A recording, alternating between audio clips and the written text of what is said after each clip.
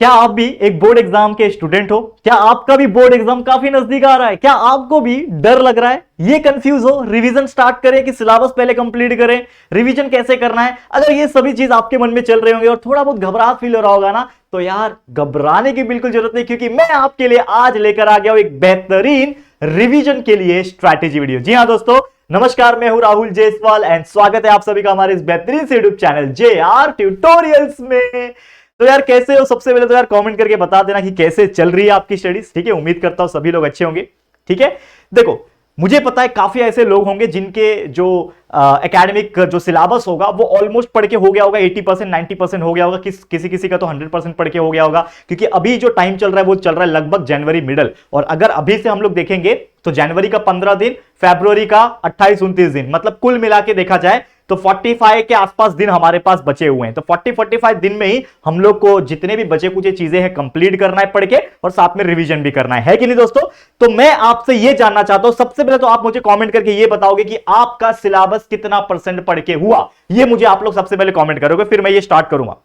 फटाफट से comment section में जाओ कि सर हमारा 50% पढ़ के हो गया, 60% हो गया, 70, 80, 90, 100% पढ़ के हो गया, रिवीजन भी चालू हो गया। जो भी हो ईमानदारी से कमेंट करना, ताकि मैं भी चेक करूं हमारे बच्चे कितने पानी में है कि नहीं।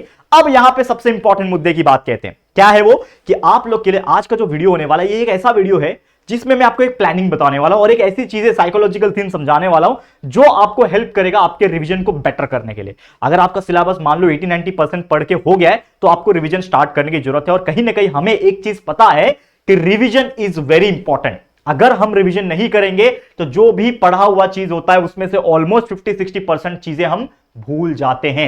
यह हमारा दिमाग का एक साइकोलॉजिकल थिंग है। हमारा दिमाग एक इस तरीके से बनाया हुआ है, एक हमारा ह्यूमन टेंडेंसी होता है कि हम क्या करते हैं दोस्तों, हम चीजों को भूलने लगते हैं। हमको पता है, ठीक है ना? अगर आप देखोगे तो हर चीज हम भूलते हैं।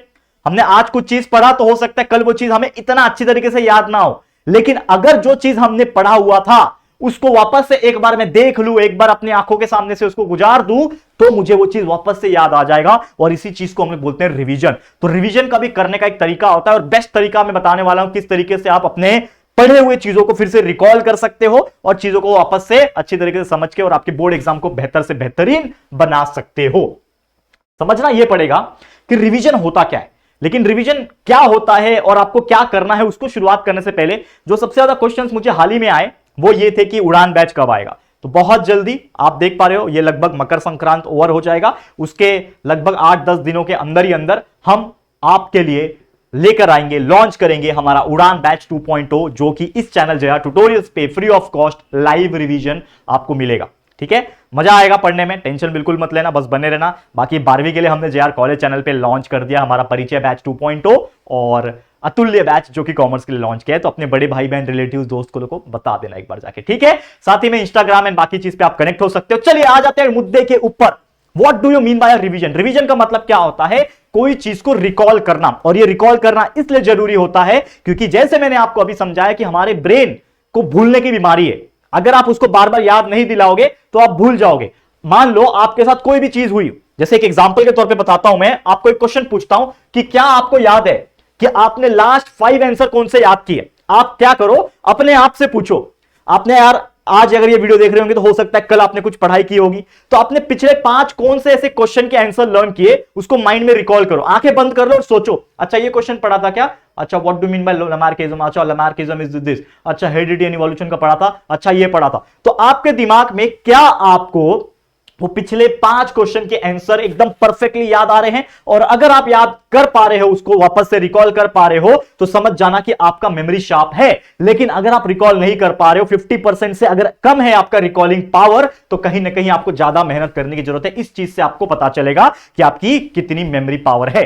अब जैसा मैं बोलता हूं हमेशा, हर बच्चा अलग होता है, हर बच्चे के पास tendency power, memory power and याद रखने की क्षमता जो होती है वो अलग अलग होती है। क्योंकि अगर हर इंसान सेम होता तो आज के डेट में हर कोई अमीर होता या फिर हर कोई गरीब होता, ठीक है ना? लेकिन बहुत सारे फ्लक्चुएशंस आपको देखने मिल जाते हैं। कोई अच्छा परफॉर्म करता है, कोई खराब परफॉर्म करता है, depending upon your brain capacity. लेकिन उस चीज को हम बेहतर कर सकते हैं। क्या क्या करना पड़ेगा, चीजों को आपको ध्यान में रखना पड़ेगा। देखो अक्सर क्या होता है कि हम चीजें जो है भूल जाते हैं, उसके पीछे रीजन क्या होता है कि हम उसको ना हमारे शॉर्ट टर्म मेमोरी में याद रख लेते हैं। ठीक है, क्या होता है शॉर्ट टर्म मेमोरी? जैसे मैं क्या किया, आज मैंने कुछ पढ़ा, अब पढ़ने के बाद क्या होता है, हमारा दिमाग कहता है कि हम 2 दिन तक उसको याद रखेंगे, 1 दिन तक याद रखेंगे, उसके बाद भूल जाएंगे। तो ये हमारे शॉर्ट टर्म मेमोरी ने याद किया। लेकिन जैसे ही उस टॉपिक को आप दोबारा से देख लोगे, एक और बार देख लोगे, एक और बार देख लोगे, और 2-3 बार अगर आपने उस चीज को देख लिया तो आपके वो लॉन्ग टर्म मेमोरी में फिट हो जाएगा और आप जल्दी उसको नहीं भूलोगे। एटलीस्ट तब तक नहीं भूलोगे जब तक आप उसको लिख के एग्जाम में ना आ जाओ। ये होती है ह्यूमन पावर, ये होती है ब्रेन पावर। तो इस चीज को आपको सीखना पड़ेगा, इस चीज को आपको अपने लाइफ में इंप्लीमेंट प्रैक्टिकल तौर पे करना पड़ेगा। अब सबसे इंपॉर्टेंट चीज है कि सबसे पहले आप क्या करोगे, लर्निंग करोगे।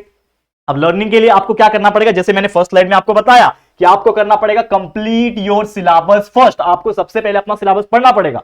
और मैंने जैसे बताया था आपको शुरुआत में, जब मैंने स्ट्रैटेजी वीडियो भी दिया हुआ है, मैंने टाइम मैनेजमेंट वीडियो दिया है, मैंने स्ट्रेस को कैसे कंट्रोल करना, ये सभी के लेक्चर वीडियोस इसी चैनल पे मैंने डाल रखे हैं हाल ही में। पिछले 10-15 दिन जाओ और लगातार देखो कितने सारे वीडियो अपलोड किए हैं। तो मैंने आपको बोला था कि एटलीस्ट रिवीजन स्टार्ट करने के लिए आपका अगर 80% के आसपास भी सिलेबस पढ़ के हो गया होगा तो आप रिवीजन स्टार्ट कर सकते हो और साइमल्टेनियसली आप ये जो बचा हुआ 20% है उसको भी साथ में कवर कर सकते हो। ये पॉसिबल होता है, लेकिन आपको उसके लिए करना पड़ेगा कड़ी मेहनत। तो लर्निंग करना है, लेकिन जैसे ही लर्न करके हो जाएगा आपको रिवीजन करना है। और रिवीजन कैसे करते हैं थोड़ी देर में बताऊंगा, क्या स्ट्रैटेजी है थोड़ी देर में बताऊंगा, बने रहना इस वीडियो में। और सबसे इंपॉर्टेंट चीज प्रैक्टिस करना, हम प्रैक्टिस करना भूल जाते हैं। जिस प्रकार एक क्रिकेटर जो होता है उसने बचपन में क्रिकेट खेलना सीखा, जब वो एकेडमी गया होगा उसने पैड्स पहनना सीखा, उसने एल्बो गार्ड पहनना सीखा, हेलमेट लगाना सीखा और बॉल को कैसे खेलते हैं, स्ट्रेट ड्राइव, कवर ड्राइव, ठीक है ना, लॉफ्टेड शॉट, जो भी है वो सीखा उसने।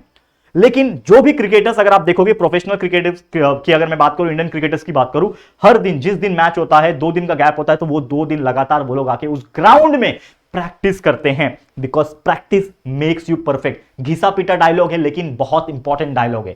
अगर आप कोई भी चीज को परफेक्शन के साथ करना चाहते हो तो आपको उसको बार बार बार बार करना पड़ेगा। अगर आप नहीं कर रहे हो तो कहीं ना कहीं आप अपने आप को फेलियर की तरफ धकेल रहे हो। अगर कोई ऐसा क्रिकेटर है बहुत ओवर कॉन्फिडेंट है, मस्त, उसको सब शॉट खेलने आता है, मान लो कोई महान से महान क्रिकेटर हो, लेकिन अगर उसने प्रैक्टिस नहीं किया और वो सीधा सीधा पहुंच गया फील्ड के अंदर, सीधा सीधा मैच चालू हो गया, रियल मैच चल रहा है और वो खेलने लगा, तो उसको ऐसा फील होगा कि यार कहीं ना कहीं मेरी बॉडी जो है खुली हुई नहीं है, मुझे ऐसा लगता है कि मुझे प्रैक्टिस करना चाहिए। तो उसके माइंड में वो आएगा और हो सकता है वो जल्दी आउट हो जाए, तो उसको पछतावा होगा।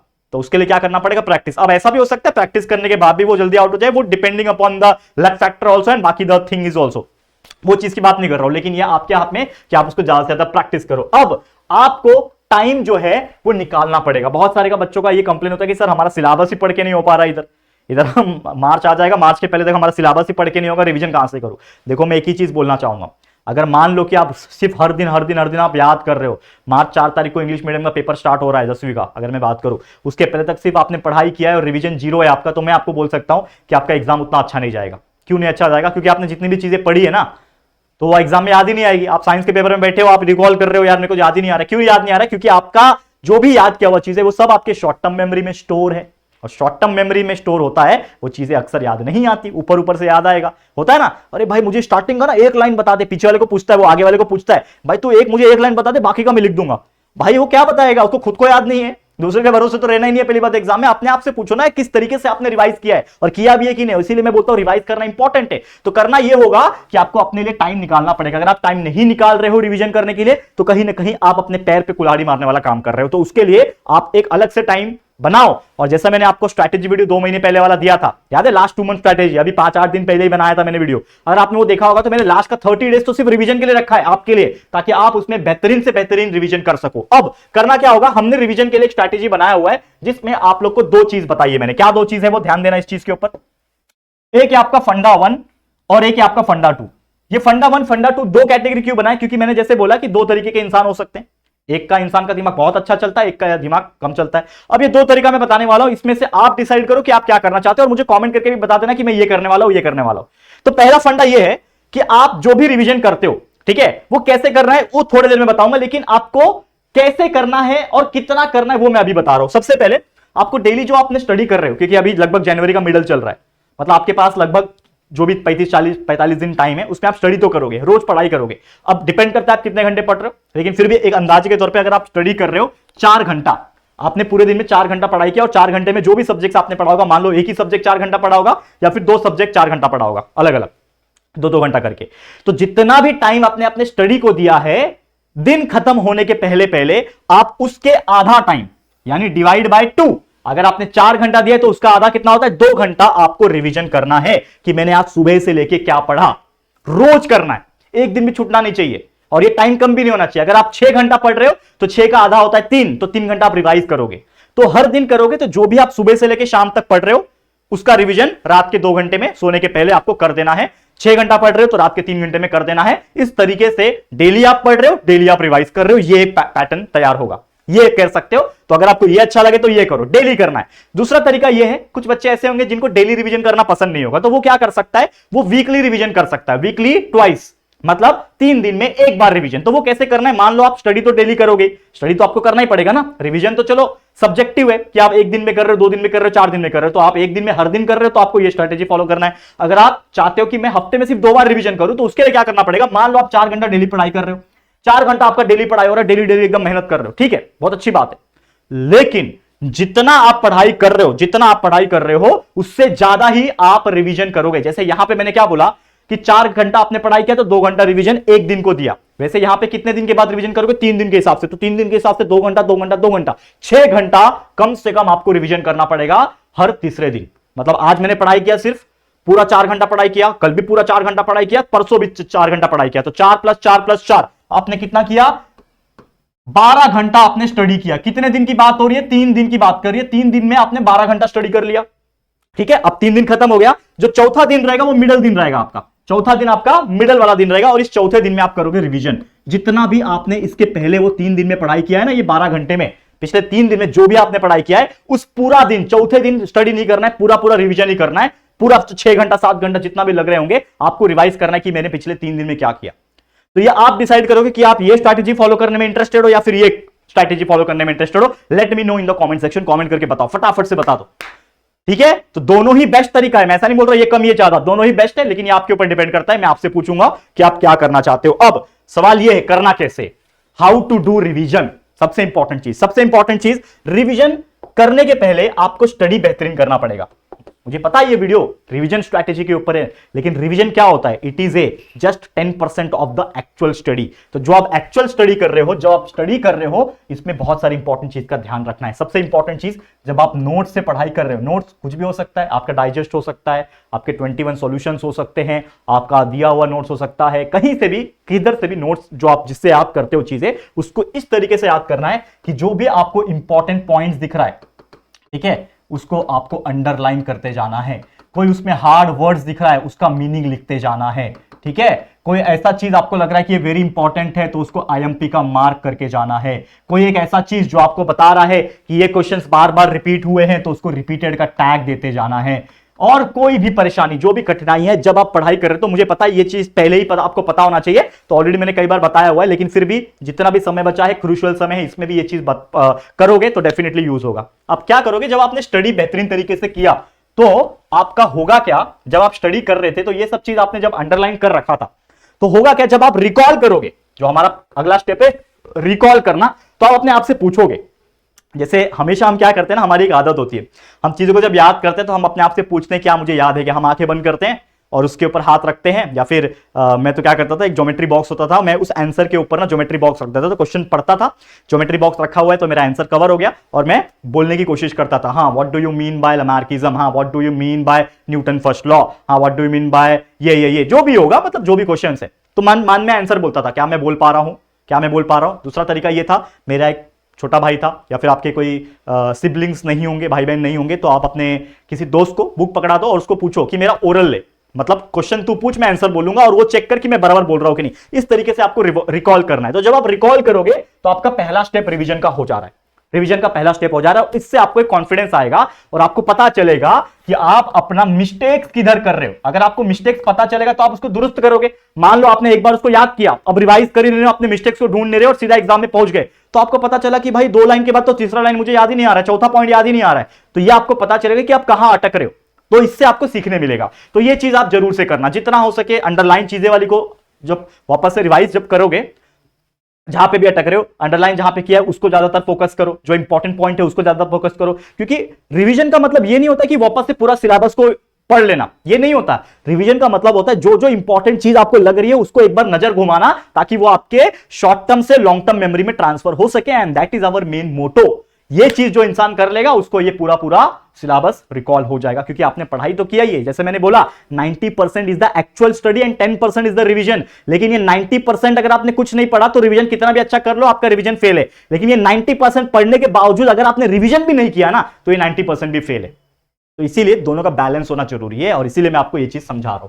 सबसे इंपॉर्टेंटली अब जैसे मैंने बोला कि सबसे आपको स्टडी करना है फिर रिवीजन करना है। रिवीजन के लिए आप बहुत सारी स्ट्रैटेजीज अपना सकते हो, जिसमें आपको ऑब्जेक्टिव टाइप के क्वेश्चन है। जैसे मैंने बोला आपको कि डिपेंड करता है, थियोरेटिकल क्वेश्चन है तो थियोरेटिकल क्वेश्चन पे बुलेट पॉइंट्स आपने बना रखे होंगे, उस बुलेट पॉइंट्स को रिवाइज करो, पॉइंट वाइज रिवाइज करो। उसमें डायग्राम्स है, फ्लो चार्ट्स है, उसको बना के प्रैक्टिस करो अपने हाथों से। बच्चे क्या करते हैं, हाँ इस क्वेश्चन में डायग्राम है ना, अच्छा देख लिया, तो देखना नहीं होता, उस डायग्राम को अपने हाथों से बनाओ, प्रैक्टिस करो, रफ बुक निकाल लो, पेजेस निकाल लो, उसके ऊपर प्रैक्टिस करो। जितना आप अपने हाथों से चीजें करोगे उतना इंपॉर्टेंट है। और इसीलिए यहां पे मैंने लिखा है कि अगर पॉसिबल हो रहा है, अगर आपको टाइम मिल रहा है तो आपको लिख के प्रैक्टिस करना पड़ेगा, चाहे वो क्वेश्चन के आंसर्स हो, चाहे वो डायग्राम हो, ठीक है, चाहे वो फ्लो चार्ट हो। ये चीजें अगर आप अपने हाथों से लिखोगे, खासकर ये तो थ्योरेटिकल चीजों की बात करें, लेकिन अगर मैथ है या फिर जो साइंस के अंदर जो फिजिकल पार्ट होता है, फिजिक्स का जो पार्ट होता है, डेरिवेशन न्यूमेरिकल्स वाले पार्ट होते हैं, उसको तो आपको प्रैक्टिस करना पड़ेगा। इस तरीके से रिवीजन करते जाना, तब आपका चीज अच्छी तरीके से बेटर हो जाएगा। और आपको एक आखिरी काम क्या करना है, जब आपका एग्जाम स्टार्ट हो जाएगा,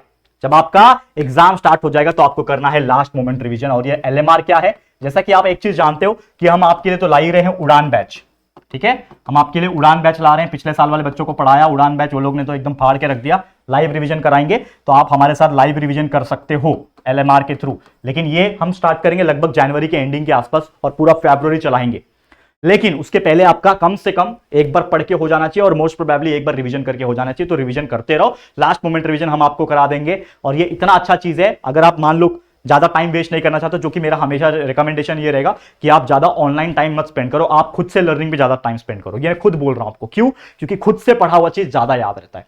ठीक है, कैसे, अब आपको लास्ट मोमेंट रिवीजन इस तरीके से करना है कि आपने जो भी चीज पढ़ा था, चाहे आपने बुलेट पॉइंट्स पढ़ा था, थ्योरेटिकल चीज की बात करूं, चाहे आपने थ्योरेटिकल का कंसेप्ट पढ़ा था, चाहे आपने डायग्राम पढ़ा था, चाहे आपने फ्लो चार्ट पढ़ा था, या फिर कोई न्यूमेरिकल्स पढ़ा था, जो भी चीज है इसको आपको वापस से एक बार नजर घुमाना है। इफ पॉसिबल रफली, अगर मान लो एक डायग्राम है, हाइड्रो इलेक्ट्रिक पावर स्टेशन आप ड्रॉ कर रहे हो, ठीक है ना, ड्रॉ कर रहे हो, तो उसको रफली अपने हाथ से बनाओ ताकि आपके ब्रेन ने रिकॉल करो, कि ब्रेन का रिकॉल हो रहा है कि अच्छा इस तरीके से डायग्राम बनाना होता है। क्योंकि अगर हम देख के जा रहे हैं वो चीजें भूल जाते हैं। क्वेश्चन के आंसर, अच्छा फर्स्ट पॉइंट ये था, सेकंड पॉइंट ये था, थर्ड पॉइंट ये था, क्विक माइंड में उसको वापस से बोलना नहीं है, लेकिन बस माइंड में याद रखना, अच्छा पहला पॉइंट क्या था, अच्छा इसके बारे में था क्या, सेकंड पॉइंट ये था। तो माइंड में जब आप ये चीज रिकॉल कर पा रहे होंगे, वो भी इतना फास्ट कि आपका पूरा बुक आपके आधे घंटे में रिकॉल हो जाए, इस तरीके से करना है। मैं आपको मेरा एग्जांपल दूं तो हमने इंजीनियरिंग में इतनी मोटी मोटी बुक कंप्लीट किए, 4-4 5-5 दिन में कंप्लीट किए पढ़ के, और लास्ट का एक दिन आधा दिन हम लेते थे सिर्फ रिवीजन में। और रिवीजन ऐसे करते थे ना, वो इतनी मोटी मोटी बुक के अंदर लाखों तो नहीं, ज्यादा हो गया लाखों, लेकिन कम से कम 100 टाइप के क्वेश्चन जो होते थे वो हम लोग रिकॉल कर पा रहे थे,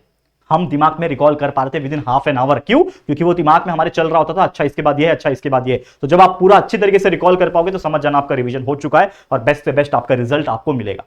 ठीक है, क्लियर है। तो चलो फिर आज के लिए इतना ही, यही था हमारा एक बेस्ट स्ट्रैटेजी रिवीजन, जिसमें हमने आपको चीजें कंफर्म करा दी है। और उम्मीद करता हूं कि अगर आप मेहनत करोगे अपने एंड से तो डेफिनेटली सफलता आपको मिलेगी। तो कैसा लगा है दोस्तों ये रिवीजन स्ट्रैटेजी वीडियो, आपको उम्मीद करता हूं अच्छा लगा होगा। कमेंट करके बता देना, वीडियो पसंद आए तो लाइक कर देना, शेयर करना मैं चाहता हूं हर एक 10वीं 12वीं जितने भी आपके फ्रेंड्स होंगे, बोर्ड एग्जाम वाले स्टूडेंट, उनको ये वीडियो शेयर कर देना। और फर्स्ट टाइम इस चैनल पे आए तो चैनल को फटाफट से सब्सक्राइब करके बेल आइकन को प्रेस कर देना। ठीक है दोस्तों, तो चलो जल्दी मिलेंगे फिर एक और नई वीडियो में, तब तक के लिए thank you and good bye.